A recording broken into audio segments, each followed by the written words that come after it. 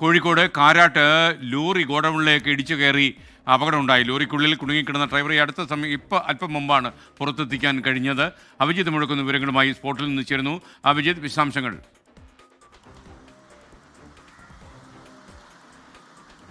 SKN good morning. ഇന്ന് രാവിലെയോടുകൂടിയാണ് ഈ അപകടമുണ്ടായത്. കാരാടുള്ള ഗോഡൌണിലേക്ക് നിയന്ത്രണം വിട്ട ലോറി ഇടിച്ചു കയറുകയായിരുന്നു.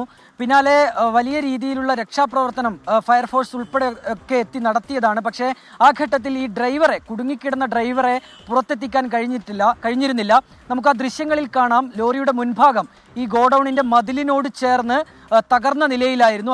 അതിനാൽ തന്നെ ഡ്രൈവർ അതിനകത്ത് കുടുങ്ങിക്കിടക്കുകയുമായിരുന്നു. പിന്നീട് ഏറെ പണിപ്പെട്ടാണ് ഇപ്പോൾ അല്പസമയം മുൻപ് ഈ ഡ്രൈവറെ പുറത്തെടുക്കാൻ കഴിഞ്ഞത്. ഒരു കർണാടക രജിസ്ട്രേഷനിലുള്ള ഒരു ലോറിയാണ്. ഒരുപക്ഷെ ഇദ്ദേഹം ഈ ഉറങ്ങിയതിനു ശേഷം നിയന്ത്രണം വിട്ട് ഇടിച്ചു കയറിയതാകാം എന്നുള്ളതാണ് പ്രാഥമിക നിഗമനം. ഏതായാലും ഏറ്റവും ആശ്വാസകരമായ കാര്യം SKN ഏറെ പണിപ്പെട്ട് ഈ കുടുങ്ങിക്കിടന്ന ഡ്രൈവറെ പുറത്തെത്തിക്കാൻ കഴിഞ്ഞു എന്നുള്ളത് തന്നെയാണ്. Okay, thank you Abhijith മുഴക്കും.